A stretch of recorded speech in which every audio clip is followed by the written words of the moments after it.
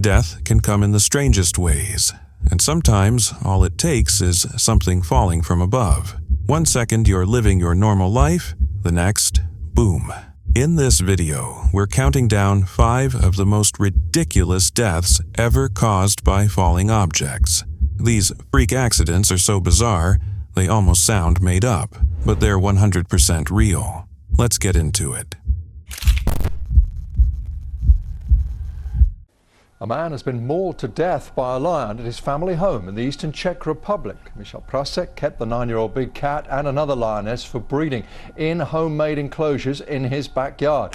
It was March 5th, 2019, in the village of Zdechov, tucked away in the hills of eastern Czech Republic. The air was still, but behind the walls of a private property, something horrific had already happened. Inside a homemade enclosure, Michal Prasek, just 34 years old, lay lifeless, his body torn apart. His killer? Not a stranger, not a thief, but something far more chilling, his own pet lion. Michal wasn't just known in the village, he was feared. While most people in Zdechov kept dogs or cats, Michal chose lions. Yes, lions. Full-grown, apex predators he housed in backyard cages built with his own hands. He claimed it was for breeding. The locals called it madness, and for years they begged someone, anyone, to do something, but no one could stop him. He bought the male lion from Slovakia in 2016, then a lioness 2 years later. Despite the constant complaints from terrified neighbors, despite mounting fines from the authorities, Michal kept his lions, fed them, walked them on leashes through the village like oversized pets. People looked on in disbelief. Parents pulled their kids inside, and still, nothing changed. In one shocking incident, a cyclist collided with Michal's lioness while she was out for one of those infamous walks. The cyclist was injured badly enough to need hospital care, yet the event was dismissed as nothing more than a traffic accident. The message was clear. Michal wasn't giving up his lions, and the law wasn't strong enough to force his hand. Officials tried. They cited him for building illegal enclosures, breeding without permits. But without evidence of animal cruelty, and without a safe place to relocate the lions, they were trapped in a legal deadlock. And Michal, he knew it. He refused them entry, shut the gates, shut the world out. Then came that Tuesday morning. At around 7 a.m., Michal's father approached the enclosure. What he saw would haunt him forever. His son's body, bloodied and motionless, was sprawled inside the lion's cage. The door was locked from the inside. That meant Michal had entered voluntarily. No one knows why. Maybe it was routine, maybe he thought he was safe. Maybe he truly believed that after years of raising these lions, they saw him as more than prey. He was wrong. When police arrived, the decision was brutal but unavoidable. The lions, especially the male, were dangerous, and Michal's lifeless body was still inside the cage. There was no other way. Both animals were shot and killed so authorities could reach him. A doctor on scene confirmed what everyone feared. Michal was dead. And then came the tragic twist. The lioness, she was pregnant. The village reacted with a strange mix of grief and grim relief. Michal was gone, and so were the lions. For the first time in years, parents didn't have to worry about a predator strolling past their child's school. But at what cost? Mayor Tomasz Kokurek said what many were already thinking, that maybe, just maybe, this tragedy would force the government to wake up. The Czech Republic had become a quiet hotspot for illegal wildlife smuggling and lax enforcement. And now, someone was dead. Michal Prasek paid the ultimate price for his obsession. He believed he could tame nature, control it, build fences around it. But nature has no master. And in the end, the lions didn't forget who they were. Neither will anyone else. Story and video that made national news. No doubt you saw it. A man involved in a crash in Glendale Friday was ejected from his car onto a freeway sign. Tonight, the victim's cousin is speaking out. It was the morning of October 30th, 2015 in Los Angeles. There was 20-year-old Richard Pananian from Burbank behind the wheel of his 2004 Ford Fiesta. He was dressed and ready for his first day on the job at the Glendale Collision Center. Richard loved cars, fixing them, driving them. By 7 a.m., the young man would be gone, and the way it happened stunned the city, shocked the nation. Just 5 days earlier, Richard's family had gathered in a sacred moment. They had performed a matah, a traditional Armenian Christian ritual. Richard had been through serious health struggles before. His cousin, Armen Kardashian, said his life had once been spared, and their faith was unshaken. This ritual, they believed, would shield him from harm. They felt peace afterward, hope, but that sense of protection would unravel in the most surreal and horrifying way imaginable. Around 7 a.m., Richard's Ford Fiesta was weaving through traffic near the Griffith Park stretch of the freeway. Witnesses watched in disbelief as the small car sped between lanes, passed on the right shoulder, darted past slower drivers. He was moving too fast, too recklessly. There was no room for error. Then it happened. His car clipped the rear end of a Ford F-150, moving at about 50 miles per hour. What followed was chaos. Richard's car flipped. The vehicle shot up an embankment like a launched rocket. And then came the moment that made the world stop. Richard was ejected with such force, he was launched more than 20 feet into the air. He didn't land on the pavement. He didn't land in a ditch. He landed on top of a massive freeway sign, high above the road, on the Colorado Street exit. For a moment, drivers thought it was a Halloween stunt, a fake body on a freeway sign. It couldn't be real, but it was. Richard's lifeless body lay sprawled across the metal structure, visible to hundreds of stunned commuters trapped in the traffic jam below. Emergency calls came flooding in. LA Fire rushed to the scene. By the time they arrived, it was too late. The California Highway Patrol launched an immediate investigation. Officer Edgar Figueroa confirmed that Richard had been driving recklessly. Los Angeles Fire Department spokesman Brian Humphrey confirmed that Richard was already gone when help arrived. He never stood a chance. The crash happened just outside Griffith Park, near Atwater Village. For hours, the freeway was shut down. Later, Richard's cousin Armen spoke out. He insisted Richard always wore a seatbelt. He had even installed a 5-point harness system in his car. He was safety-minded, not reckless, but CHP officers were certain there was no restraint used that morning. And then came the question no one could answer. Why? The timing only made it harder to accept. Just 5 days before his family had performed the matah. On their GoFundMe page, Armen wrote, "In the Armenian culture, sacrifices are done when someone escapes death, as Richard's life was once spared. But now, Richard is gone." He called it ironic, bitterly so. Not only did God choose to take this young man's life, Armen wrote, but decided to make such a spectacle out of it. Back home, the Pananian family was left broken, confused, searching for meaning in a tragedy that offered none. That freeway sign became more than a marker. It was a scar burned into the memory of a city, a symbol of a life that ended in the most brutal, public, and unexplainable way. The coroner, Lieutenant David Smith, later reported that Richard had suffered multiple fractures. The exact cause of death was unclear. Toxicology results would take months. The driver of the pickup and 2 passengers walked away unharmed, but no one who saw that scene would ever forget it. A university student has died after being hit by a falling air conditioning unit. The woman was struck outside of a new Taipei subway station. The air conditioner weighed about 30 kilograms and fell 17 stories as it was being installed. It was a Thursday night, July 20th, 2023 in New Taipei City. There was Huang, a 21-year-old university student.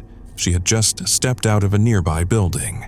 It was late, 10:06 p.m., but she was calm, composed, standing quietly near exit 2 of the Xinpu MRT station.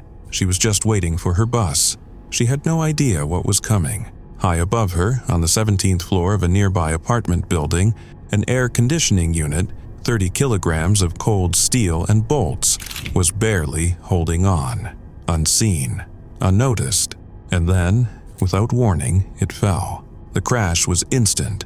The heavy unit struck her directly. First her head, then crushed down on her legs. The impact was so violent it tore through her body, leaving a gaping wound. Blood pooled on the pavement. Her body was still. A woman who had been standing just feet away screamed. She had only barely avoided being hit herself. Others nearby rushed forward, shocked, helpless. Among them were a few nurses who happened to be passing through. They dropped everything and tried to help, calling for emergency services, trying to stabilize her. But it was already too late. An ambulance arrived and raced her to Far Eastern Memorial Hospital. Huang's life ended that night in a sterile hospital room just hours after she'd set out on what should have been a normal day. The news spread fast. First whispers, then headlines, and finally, heartbreak. Huang was gone. A finance student at National Chengchi University. Bright, talented. Her classmates were stunned. Her professors were devastated. Her family shattered. No one could understand how something could rip someone from the world like that. Investigators traced the air conditioner to the top of that 17th floor building. It hadn't simply broken loose. It hadn't been pushed. It had been improperly installed. The worker responsible, 31-year-old Li, had been tasked with mounting the unit that day. But he didn't know what he was doing. He wasn't properly trained. He had even called a colleague for advice before the job. He tried to secure the heavy unit to the window frame, but failed. Hours later, gravity finished what negligence had begun. Li confessed. He admitted it, said he hadn't done it right, that he hadn't meant for this to happen, but it did. Authorities charged him with negligent manslaughter. The company he worked for was fined under Taiwan's Occupational Safety and Health Act, but none of that could bring Huang back. What made it all worse was how ordinary the moment had been. Huang wasn't climbing a mountain or skydiving or racing through traffic. She was just waiting for a bus, just living her life, and now she was gone. Switching gears now to Lehigh County, we have new details in that bizarre investigation after a pet snake wrapped itself around its owner's neck. You remember that story? Well, the 28-year-old owner has died. It was a quiet evening on August 25, 2017, in Church Crookham, Hampshire. 31-year-old Dan Brandon was upstairs in his bedroom. Downstairs, his mother Babs was cooking dinner. The air smelled of spices and something warm and familiar. Nothing seemed out of place until they heard it. A crash. It was sudden, heavy, and sharp, like something had fallen hard. But no scream followed. After all, Dan's room was full of glass tanks, equipment, and enclosures. Maybe something had simply been knocked over. Dan Brandon had always been a little different. He wasn't just a pet owner, he was a devotee of the unusual. 10 snakes, 12 tarantulas. Creatures that made most people shudder, but to Dan, they were companions. He'd been raising reptiles since he was 15, 16 years of experience. He understood their habits, their needs, their temperaments. To many, it seemed reckless, but to Dan, it was a lifestyle. But among all his creatures, there was one that stood out.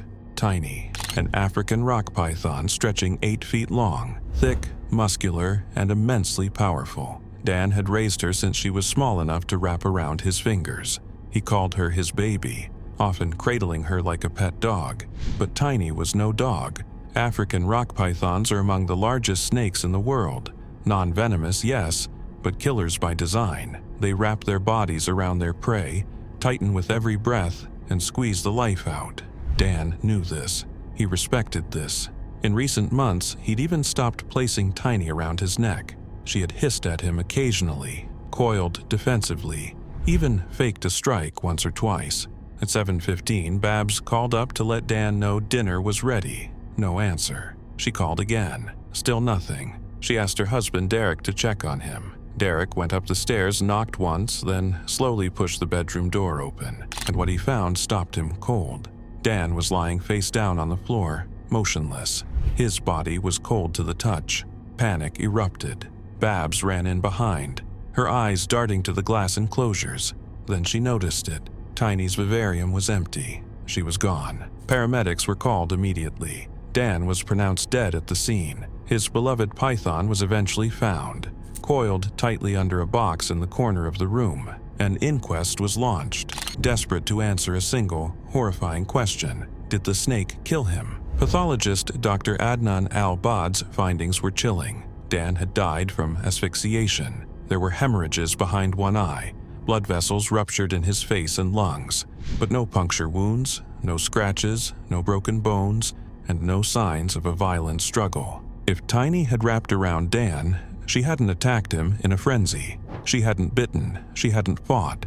The theory formed like a shadow creeping under a locked door. Maybe she hadn't meant to kill him. Maybe it wasn't aggression at all. Coroner Andrew Bradley concluded the death was accidental. Tiny might have coiled around Dan, not out of hostility, but out of fear, or even routine behavior. Pythons don't feel affection the way dogs or cats might.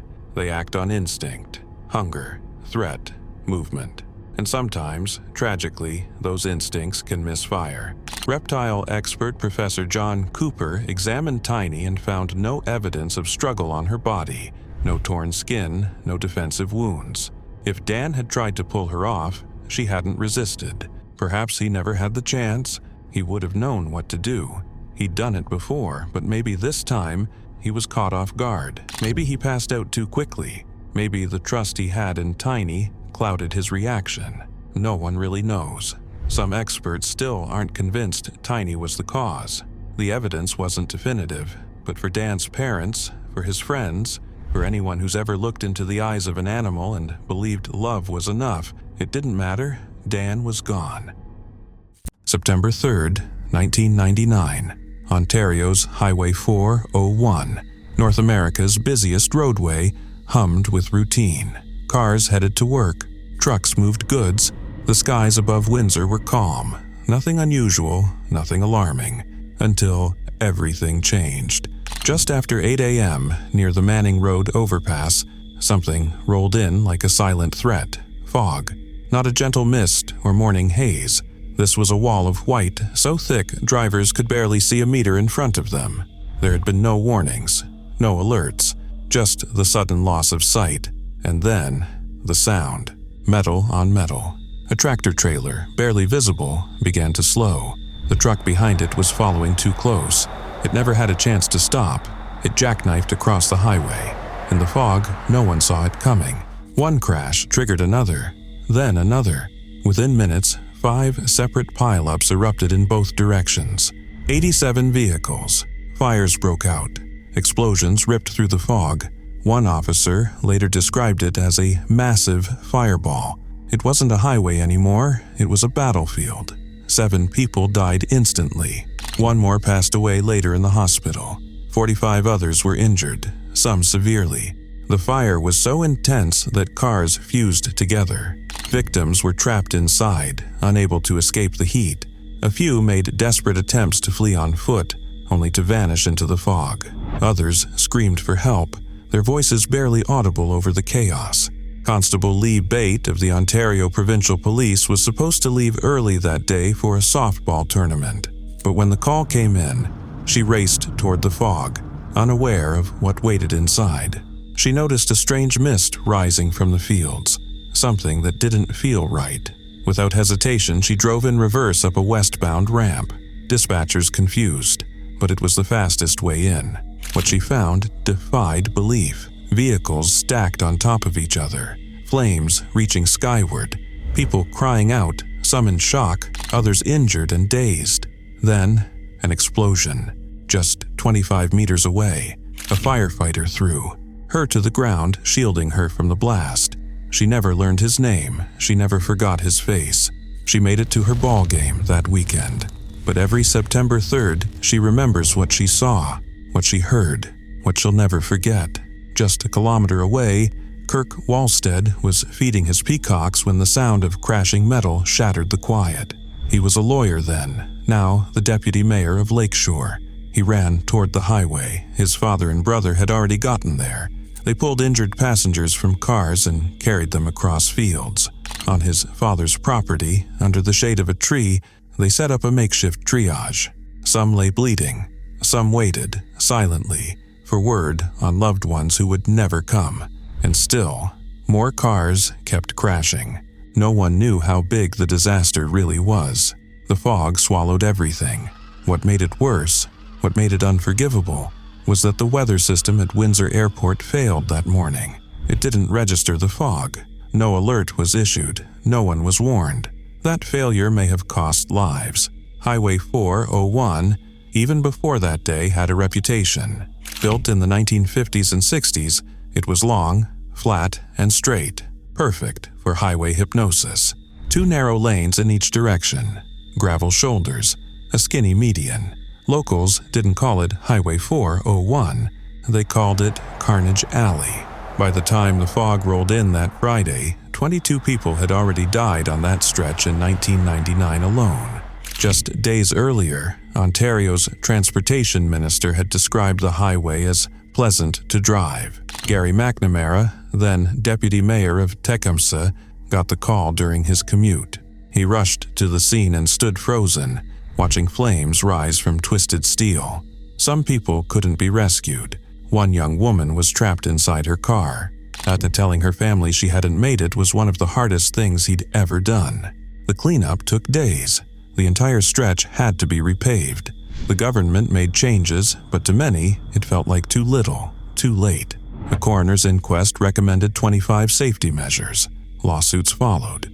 In 2004, Ontario launched a $322 million upgrade to the corridor. It wasn't completed until 2010. But even then, not all of the highway had changed. By 2016, vast sections remained just as dangerous. And in 2017, another crash. 2 more lives lost. That tragedy reignited public fury. High-tension cable barriers were added. Eventually, residents pushed hard enough that full concrete barriers were installed in certain areas. By 2023, some of those sections were finally finished. But the work, slow, costly, incomplete, still wasn't done. As of 2024, crews are still trying to make that stretch of highway safer. In 1982, deep in the Arizona desert near Lake Pleasant, 27-year-old David Grundman and his roommate James Joseph Succi weren't looking for trouble. They were just out there with a shotgun, chasing boredom the way some do, by doing something reckless. The desert stretched out endlessly before them, quiet, dry, and still. It felt like no place at all, just sand, sky, and towering cacti. Giant, silent things that had stood for over a century. To David, the cacti weren't majestic symbols of the desert. They were just targets. He'd fired at one smaller saguaro first, shot after shot, until it cracked and tumbled to the ground like a falling tree. It was satisfying in a careless kind of way, but then his eyes locked on a much bigger cactus. It stood nearly 26 feet tall, ancient and thick, likely older than his grandparents. That didn't matter. He lifted the shotgun again. Shot after shot rang out, echoing across the silent desert. With each blast, the cactus shuddered. What David didn't realize, or maybe didn't care to think about, was just how massive these plants are. A saguaro that size can weigh several tons. Their arms alone, swollen with water, can be as heavy as a motorcycle. And this one had had enough. Then it happened.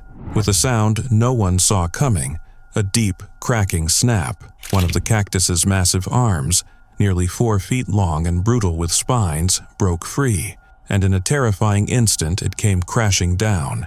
James barely had time to shout before it was too late. "Timber!" were the last words David ever heard.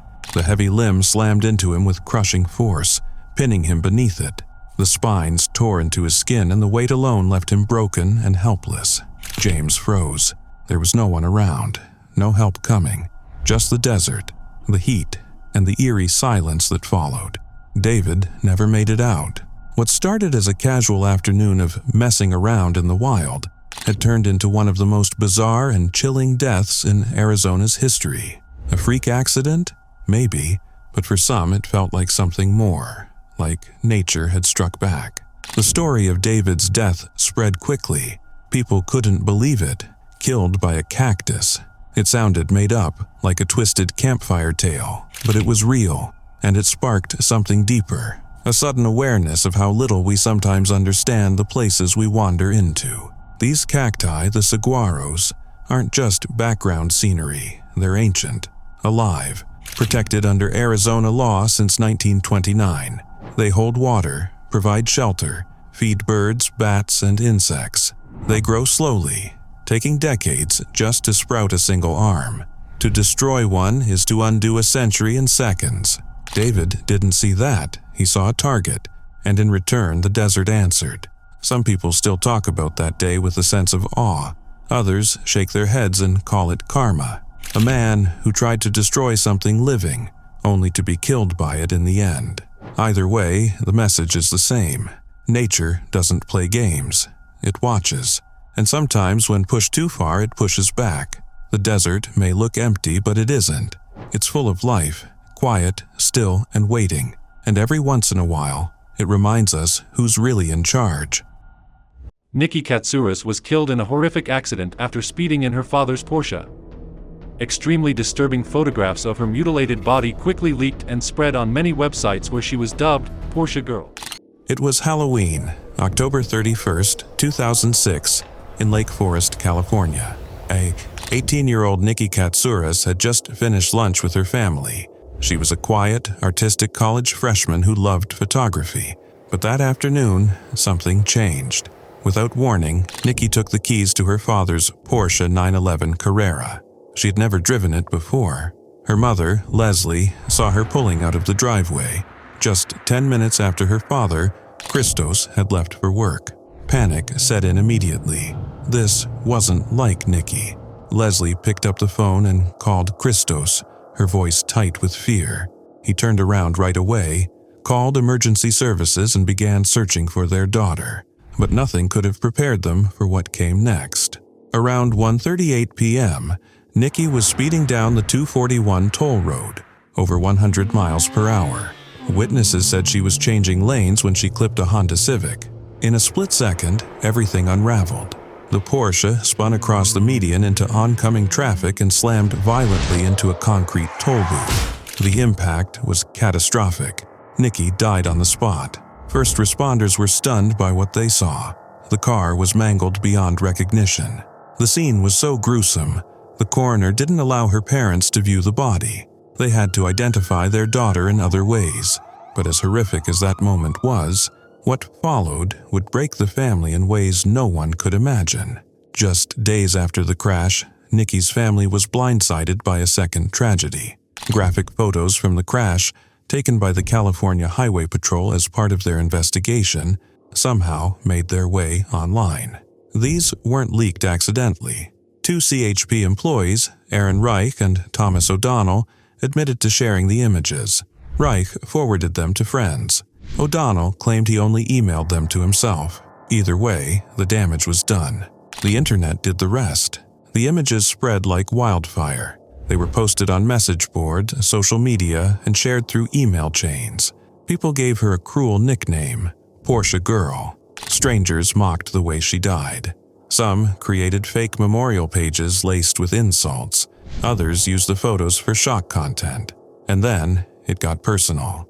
Nikki's family started receiving the images directly, once in an email with the subject line, "Woohoo, Daddy. Hey, Daddy, I'm still alive." It was torture. Leslie stopped checking her email. They pulled Nikki's younger sister Danielle out of school after someone threatened to put the crash photos in her locker. What started as grief turned into an ongoing nightmare, one they couldn't escape. They tried everything. Legal notices, takedown requests, calls to webmasters. But every time they removed one image, another would pop up somewhere else, and the world wasn't kind. Online comments poured in. Cold, judgmental, cruel. People called Nikki spoiled, reckless. They said she got what she deserved. It was as if the internet had forgotten she was a real person, as if her family's pain didn't matter. Eventually, the Katsouras family took legal action. They sued the California Highway Patrol for negligence and emotional distress. At first, the case was dismissed. There were no laws to protect families from this kind of violation, but they refused to give up. In 2010, the California Court of Appeal ruled in their favor. The court said the family had every right to sue. What those CHP officers did wasn't just a mistake, it was a betrayal. In 2012, they reached a settlement, $2.37 million.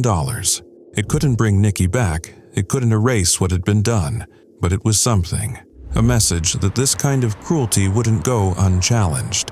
They hoped their fight would help others, that no other family would be put through what they endured.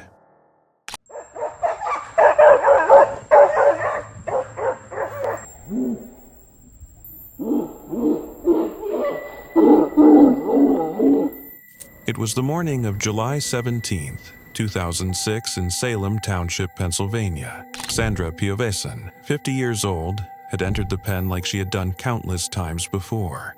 To her, this wasn't just a cage, it was a sanctuary. Inside lived her beloved wolf-dog hybrids, 9 of them, each a massive, beautiful, dangerous crossbreed of wild and domestic blood.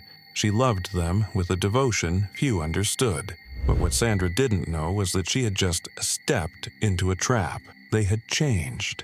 Over the past year, the animals had grown more agitated, more territorial, more unpredictable. One of the older wolves had been torn apart by the others, but Sandra chalked it up to natural pack behavior. She believed she could manage them, control them. After all, she'd raised them for nearly a decade. Sandra had built them a playground, an odd mix of plastic igloos, balls, and a child's playhouse scattered across the dirt. To her, it was enrichment. To them, it was territory, dominance, survival. None of the animals had been spayed or neutered, and over the years, litters of pups had come and gone, all raised inside that enclosure, and all without proper oversight.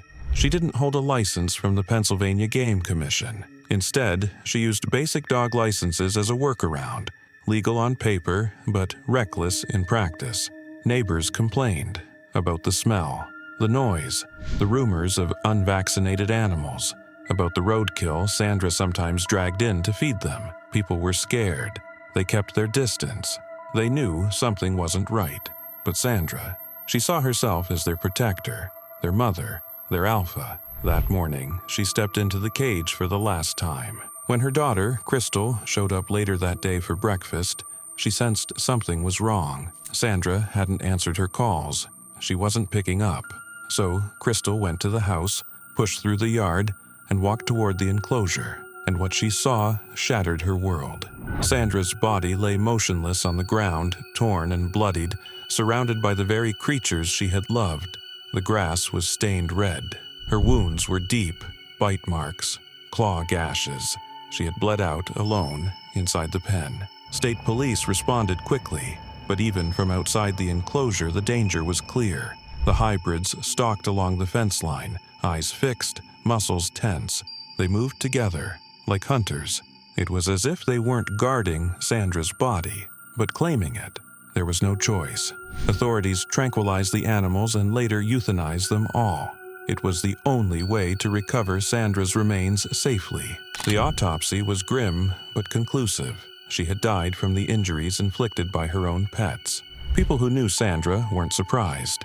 Heartbroken, yes, but not shocked. They had warned her, pleaded with her, but she always insisted that the animals were misunderstood, not monsters.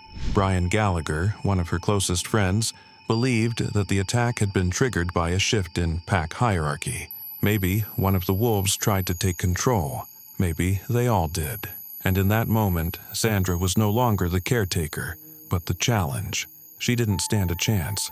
Her death sent shockwaves through the town, through the state, through every quiet neighborhood where someone might be keeping a wild animal behind a flimsy fence. It was a brutal reminder. No matter how much love you pour into them, some creatures aren't meant to be pets. They're not ours to control. Taylor Pollock from the First Alert Desk, and I've just confirmed that a woman has died after crashing a car in the same location her boyfriend crashed and died in just days earlier. It was the kind of town where nothing ever really happened. Riverside, Alabama, population just over 2,000, sat quietly about 40 minutes outside Birmingham. But that peace shattered in the early hours of June 20th, 2024. Around 1:30 a.m., a call came in. A car had slammed into Riverside Baptist Church, the oldest building in town. Flames engulfed it fast. Fire crews rushed in from Riverside and nearby Pell City, but the fire was already out of control. Inside the wrecked vehicle was 19-year-old Anthony Banks, Jr. He had just turned 1917 days earlier. Police said he'd lost control on a sharp curve near the church. His car left the road, hit the building, and sparked the fire that destroyed both the church and him. By morning, all that remained was scorched brick and ash, a symbol of faith gone, and a young man remembered by friends as joyful, gone too soon. His mother posted online, searching for help with funeral costs. His life hadn't even started before he was tragically taken, she wrote. But the heartbreak wasn't over. 3 days later, almost the same time of night, it happened again. At 12:53 a.m. on Sunday, June 23rd, Riverside police were in pursuit of a 2019 BMW X5 taken without permission. It tore through town, straight toward the spot where Anthony had crashed. The car lost control, slammed into a brick wall near the ruins of the church, and burst into flames. Inside was 19-year-old Jennifer Hell Arellano Maldonado, Anthony's girlfriend. She wasn't wearing a seatbelt. She didn't make it out. The crash intensified the destruction at the church site. Firefighters battled flames for the second time in days. 2 teens in love, both gone, 3 days apart, at the same place, nearly the same time. State Trooper Brandon Bailey confirmed Jennifer had been fleeing police. The car was reported missing by a family member. She was alone. No one knows what was going through her mind. Investigators haven't ruled anything out. The curve where both crashes happened is now etched with tragedy. Riverside Baptist Church became the backdrop for 2 devastating endings. Mayor Rusty Jessup said the church would be rebuilt. A local man said, "I hope they make it as nice as it was." But no matter how beautiful it becomes, the town will never forget. Anthony's mother continues posting tributes. Her GoFundMe had raised a few $100s by midweek. As I write this, tears flow uncontrollably, praying for this all to be some nightmare we will all wake from soon. 2 teenagers, in love, gone, one after the other, as if pulled by something unseen, toward the same place, the same fate, and now there's a curve in Riverside no one will ever look at the same way again. The Department of Wildlife Resources confirms that 58-year-old Lester Harvey Jr.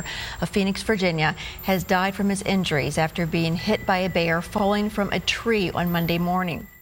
It was December 9th, 2024, a cold, quiet morning in Lunenburg County, Virginia. For Lester C. Harvey Jr., 58 years old and a father of 5, it was just another day doing what he loved most, hunting. Lester had grown up in these woods. Raised in rural Virginia, he knew the land like the back of his hand. Hunting wasn't just a hobby to him, it was tradition, a way of life passed down through generations. He'd taught his children how to shoot, how to track, how to respect the outdoors, and on this winter morning he was out with a group of friends and family, tracking a black bear. It was routine, familiar, nothing out of the ordinary, until it was. They followed the bear to a tree. It had climbed up high, trying to escape. The group hung back, watching, planning. Then a shot rang out. One clean, loud crack through the cold air. The bear was hit, wounded. And then, without warning, it fell. The massive animal, weighing several hundred pounds, came crashing down like a dark blur from the treetops. Lester was standing just 10 feet away. He didn't even have time to move. In an instant, the bear landed directly on top of him, slamming him to the frozen ground with bone-breaking force. Everything changed in that moment. Panic set in. His fellow hunters rushed to him, shouting his name, trying to move the animal, trying to help. They knew it was bad, worse than anything they'd ever seen. They called for help fast. Paramedics arrived, and Lester was rushed to the hospital. But his injuries were devastating. He held on for 4 days, fought hard, but on December 13th, just weeks before Christmas, he was gone. The Virginia Department of Wildlife investigated. They confirmed what everyone feared. It was a tragic accident. No one's fault, just a terrible twist of fate. Lester's death hit hard, not just for his family, but for the whole community. This wasn't just some man from town. This was Lester, the guy who always had a kind word, who worked with his hands and never backed down from helping someone in need. A man who built homes, fixed fences, and taught his kids how to shoot straight and live right.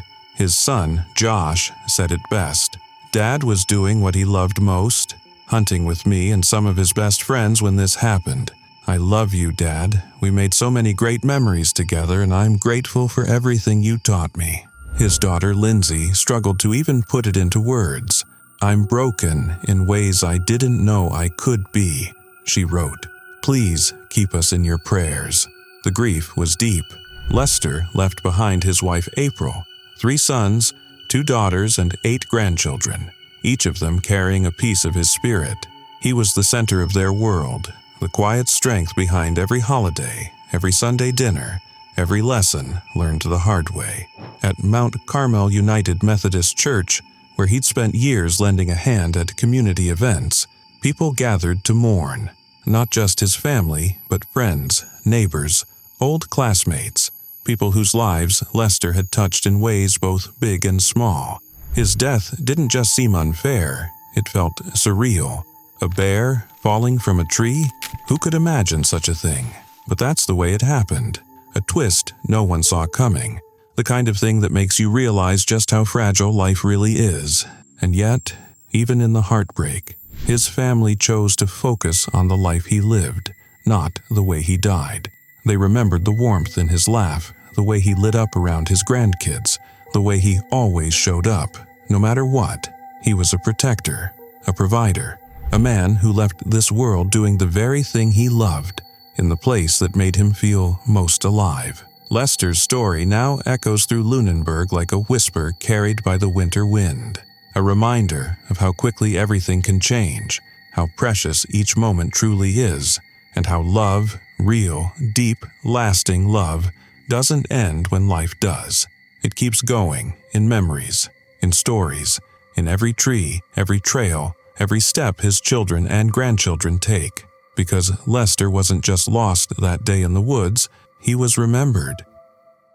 The beast landed on Kellyanne in one smooth bound. The air in Kelly's lungs whooshed out of her as almost 400 pounds rammed her to the ground. And by the time there was air in her lungs again to scream, Teddy had already had his jaws sunk into her shoulder. It was October 4th, 2009 in Ross Township, Pennsylvania. In a steel and concrete cage tucked away behind a house on Dogwood Lane, a predator was waiting. Kellyanne, a 37-year-old mother of 2, had done this routine countless times before. Feed the animals, clean the cages, make sure everything was in order. It was second nature to her. After all, she wasn't just any animal lover, she was devoted. She and her husband Michael had filled their home with a breathtaking, some might say alarming, collection of exotic creatures. Lions, tigers, cougars, leopards, even reptiles and Old English bulldogs. But there was one animal that stood out, a 350-pound black bear named Teddy. Teddy wasn't a new addition. The Walls family had bought him back in 2000, raised him, cared for him, fed him. To Kellyanne, Teddy was more than a bear. He was part of the family. That morning, Kellyanne did what she always did. She stepped into the 15 by 15-foot enclosure, trying her usual trick, tossing dog food to one side of the cage to distract Teddy while she cleaned the other. It had worked every time before, but not this time. This time, something was different. Whether it was the season, October, when bears begin to feel the primal pull of hibernation, or something else entirely, Teddy snapped. In an instant, the animal Kellyanne had cared for over 9 years transformed from companion to killer. He lunged. He attacked. The scene turned violent and chaotic, and her children saw it all. Screaming, they ran for help, pounding on the door of a neighbor, Scott Caston, a schoolteacher. At first, Scott thought it was some sort of wild bear attack, but when he realized the horror unfolding just next door, that it was Teddy, he didn't hesitate. He grabbed his .357 Magnum and rushed toward the Walls property. What he saw was pure terror. Teddy was on top of Kellyanne, who wasn't moving. Scott called out, tried to distract the bear, but Teddy turned his attention toward him. In that split second, faced with a choice between freezing or acting, Scott pulled the trigger. One shot to the head. The bear collapsed, dead. He ran to Kellyanne, bloodied, broken, still. He called 911, desperate for help, but it was too late. Kellyanne Walls died there, in the very cage she had entered with love and trust. The news sent shockwaves through the community. People who had once visited the Walls home to see the majestic animals, who brought their kids to marvel at lions and tigers just beyond steel bars, now recoiled in disbelief. A place once filled with fascination had become the site of a nightmare. In the days that followed, deeper questions rose. It was discovered that Michael Walls's permits to own and display exotic animals had expired over a year before the attack. Still, nothing had been done. Inspectors had found no serious violations. The cages were secure. The paperwork? Just a formality, they said, but no one could ignore what had happened. Not now. At Kellyanne's funeral, mourners packed the New Covenant World Outreach Church. The people of Ross Township came together not just to grieve, but to try to make sense of it all. How could a woman so loving, so passionate about animals meet such a fate? How could a creature she nurtured for nearly a decade become the very thing that took her away? This story saddens me so much more than any human tragedy. Kashi falls the 13 floors. At that very moment, a 75-year-old woman named Marta Espina, she's walking around her neighborhood doing some shopping, and then all of a sudden, Kachi falls directly onto the head of Marta. It was October 24th, 1988 in Buenos Aires, Argentina, a day that started like any other. The sun was out. The city moved at its usual pace and nothing felt out of the ordinary. But within minutes, something so bizarre, so tragic, and so utterly unpredictable unfolded that it left the entire neighborhood in shock. In a high-rise apartment nestled in the Caballito district, a poodle named Kachi was playing with the Montoya family. It was just an ordinary afternoon. One of the children tossed a tennis ball, and it bounced toward the balcony. Kachi, full of energy and completely unaware of the danger, ran after it. But the railing, recently repaired, supposedly safe, gave way. In a heartbeat, Kachi disappeared over the edge. 13 stories below, 75-year-old Marta Espina was taking a quiet walk. She had no reason to look up, no warning, no time. Kachi's body struck her directly on the head with brutal force. The impact was instantly fatal, for both of them. A peaceful stroll turned into a moment of horror, and the street was filled with screams and disbelief. But what should have ended there didn't. A crowd gathered, drawn by the chaos. Among them was Edith Sola, 46 years old, who had been walking nearby and stopped, like everyone else, to make sense of the tragedy. She stepped closer, trying to see what had happened. Just then, a city bus came rolling down Rivadavia Avenue. In the confusion, Edith took one step too far into the street. The driver, caught off guard, swerved, but it was too late. The impact threw her to the pavement. Another life lost. More screams, more shock, and still, it wasn't over. Standing nearby, frozen in place, was a man. Just another witness. No one ever learned his name. He had seen it all, the fall, the crowd, the bus. His face went pale. His body trembled. Then, without a word, he collapsed, clutching his chest. A heart attack. Paramedics rushed in, sirens cutting through the chaos, but it was no use. He died there, surrounded by people who could hardly believe what they were witnessing. In just a few short minutes, 4 lives were gone. A dog, a grandmother, a curious bystander, a witness overcome by grief, all linked by a freak accident that began with nothing more than a tennis ball. The story spread like wildfire. Newspapers ran the headline, 4 lives lost in one accident. The strange case of Kachi the poodle. It sounded like fiction, some urban legend cooked up to scare people. But it was very, very real, and for those who were there that day, the memory never faded. Even years later, the tragedy is whispered about in Buenos Aires, in movies, in forums, in late-night conversations. It's brought up as a chilling reminder of how life can change in the blink of an eye. The Montoya family, who adored Kachi, were never the same. No one blamed them, not really, but the guilt hung heavy. How could they have known? How could anyone? One innocent moment, one playful leap, and then devastation. A chain of events no one could have predicted, with consequences no one will ever forget. Life is strange. Death, sometimes even stranger. 70-year-old Terry Garner was last seen last Wednesday heading out to feed his hogs. After a few hours, a family member went out to check on Garner, only to find his dentures in his hog enclosure. On the morning of September 26, 2012, Terry Vance Garner walked out to feed his hogs, just like he had done countless times before. It was a routine part of his life, a quiet ritual on the farm he loved. The same steps, the same path, the same animals. But this time, he never came back. Hours passed, and his absence began to weigh heavy on his family. Something was wrong. Terry was reliable, predictable, and above all else, he was devoted to those animals. So when he didn't return, a sinking feeling set in. They went looking for him, and what they found was beyond comprehension. In the middle of the hog pen, there was no sign of Terry, only fragments, bits of torn clothing, blood in the dirt, a pair of dentures half buried near the mud, and scattered remains.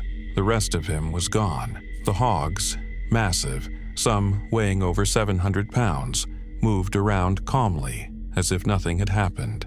But something had happened. Something horrific. Terry Vance Garner wasn't just another farmer. He was a 69-year-old Vietnam War veteran, known in his Oregon community as kind-hearted and hardworking. But behind his gentle demeanor lived the scars of war. He suffered from PTSD. The battlefield had left its mark. But he'd found peace in the slow rhythm of farm life. The animals, the soil, the air, they were therapy. They gave him something the war never could: calm. His older brother, Michael, described him as compassionate. Even after being bitten by one of the hogs, an attack that happened after he accidentally stepped on a piglet, Terry didn't retaliate. He spared the animal. That was who he was. But pigs, even domesticated ones, are not harmless. They are strong, intelligent, and omnivorous. And when they're agitated or hungry, they are more than capable of violence. With jaws powerful enough to crush bone, they can turn deadly without warning. When the authorities arrived at the scene, they were shaken. The enclosure where Terry had spent years caring for his animals had become the site of his violent end. But how did it happen? There were theories. Maybe Terry had a medical emergency, a heart attack perhaps, collapsed in the pen, helpless, vulnerable. The hogs, confused or curious, could have overwhelmed him. That was one possibility. But there was another, a darker one. What if the pigs hadn't waited for him to fall? What if they'd knocked him down? What if something spooked them and instinct took over? What if, in a flash of fear or frenzy, they turned on him? The case was so bizarre that foul play wasn't entirely ruled out. District Attorney Paul Frazier admitted the situation was difficult to explain. There was no clear sign of struggle, no witnesses, no definitive cause of death. The remains that were left were too few. The local pathologist couldn't determine how Terry had died or even when. The family hoped for answers, but there were none. The case was sent to a forensic anthropologist at the University of Oregon for further analysis. But time passed, and clarity never came. What happened in those final moments, whether it was a tragic accident, a medical collapse, or something more violent, remained a mystery. And so the Garner family was left with not just grief, but something far worse: uncertainty. How do you mourn someone when you don't even know how they died? Terry's life, shaped by war and healed by nature, ended in the very place he sought refuge. The same animals that gave him comfort may have, in the end, betrayed him. I'll never forget the accident scene itself. A mother and 4 young children killed in a head-on collision up in Westchester.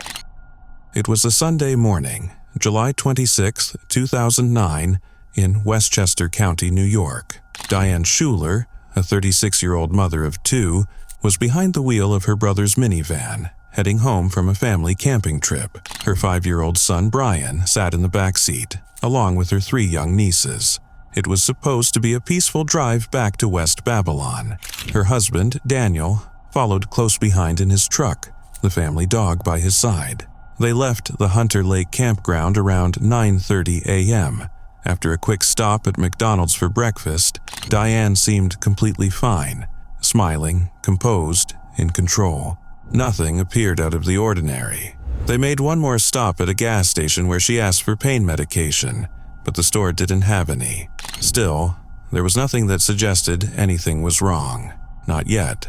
At 11 a.m., she called her brother Warren to say they were running a bit late because of traffic. Again, she sounded normal. Just another mom making her way home with a car full of kids. But by noon, something changed. Drivers on the highway began calling in reports. A red minivan was driving aggressively. One driver even claimed to have seen a woman vomiting on the side of the road. The reports kept coming, but no one knew what was really happening inside that van.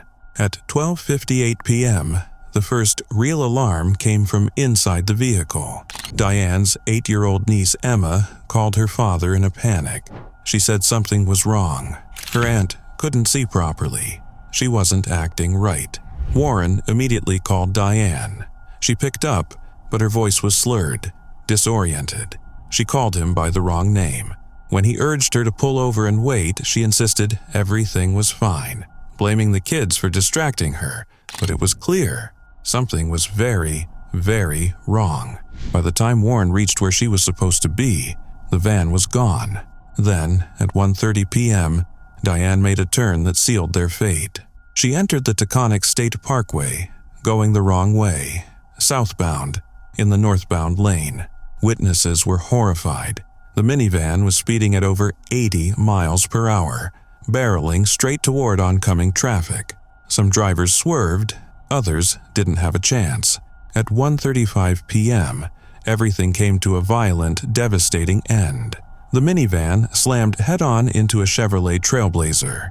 The force of the impact caused another vehicle, a Chevrolet Tracker, to crash as well. It all happened in just 3 minutes. 7 people died instantly. Diane, her 2-year-old daughter Erin, her nieces, 5-year-old Kate, 7-year-old Allison, and 8-year-old Emma, all gone. In the Trailblazer, 81-year-old Michael Bastardi, his 49-year-old son Guy, and their 74-year-old friend Dan Longo didn't make it either. Somehow, Brian, Diane's 5-year-old son, survived, though he was badly injured. One of his cousins was pulled from the wreckage alive but passed away later in the hospital. In the end, Brian was the only one left. His life forever changed. As the wreckage cooled and investigators examined the scene, they made a chilling discovery: a broken bottle of vodka inside the van. Toxicology reports came next, and they told a story few were ready to hear. Diane's blood alcohol level was 0.19%, more than twice the legal limit. She also had high levels of THC in her system, pointing to recent marijuana use. The findings stunned everyone who knew her. Diane had always been seen as responsible, caring, a mother who wouldn't dream of endangering her kids. Her husband, Daniel, refused to believe it. He insisted something else had to be at play. He pushed for answers. He had her samples retested. He searched for any explanation that could make sense of what happened. But the results didn't change. Diane had been drunk and high behind the wheel with 5 children in the car. Officials ruled the crash as negligence, avoidable, tragic, and devastating. Public outrage followed. The story spread like wildfire. People wanted to understand. How could this happen? The crash led to legislative change. Then, Governor David Paterson signed the Child Passenger Protection Act, making it a felony in New York to drive under the influence with a child in the vehicle. But for the families who lost everything, no law could fix what was already broken.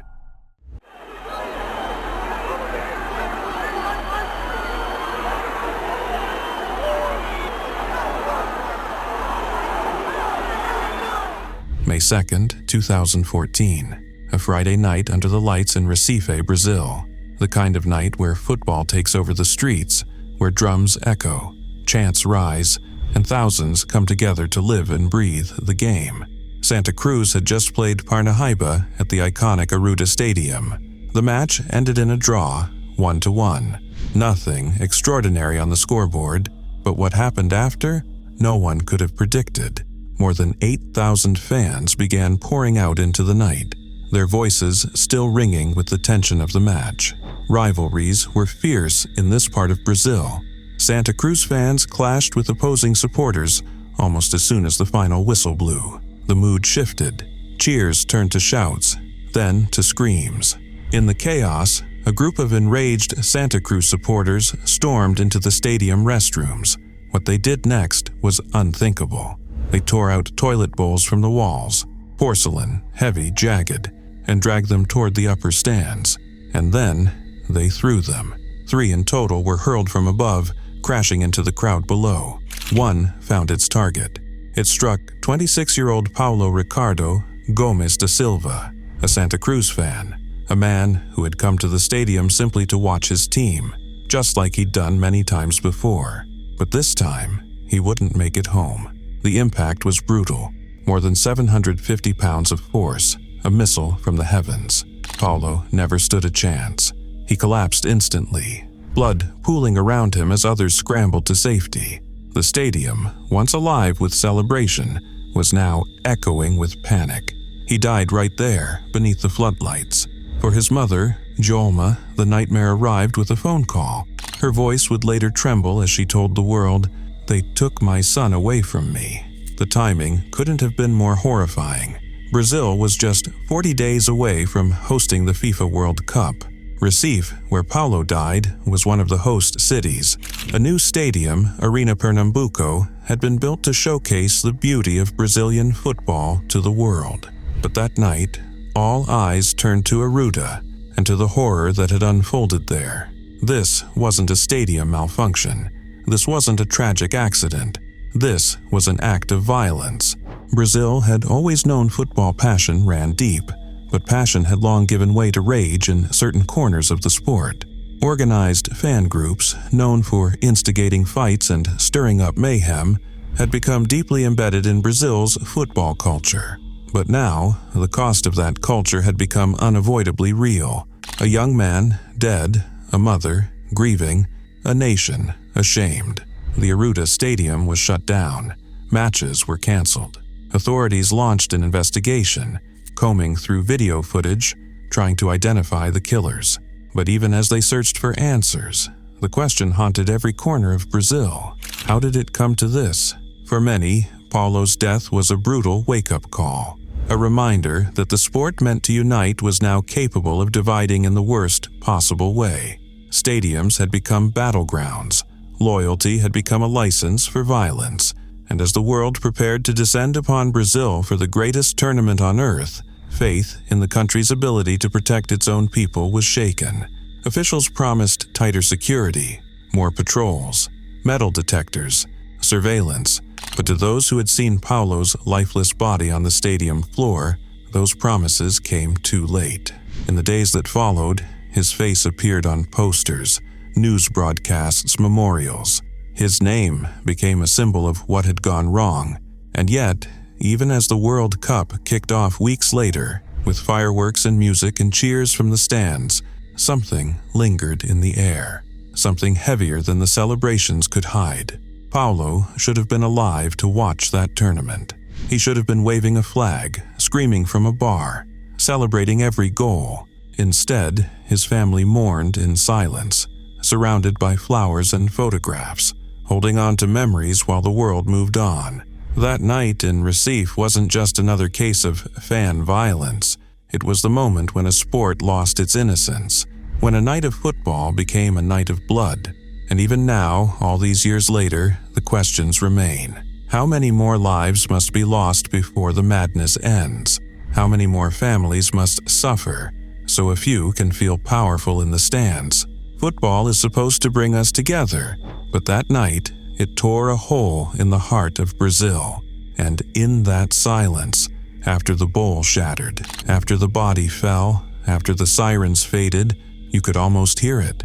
The sound of a nation asking itself how joy had turned to horror and whether it would ever be able to heal.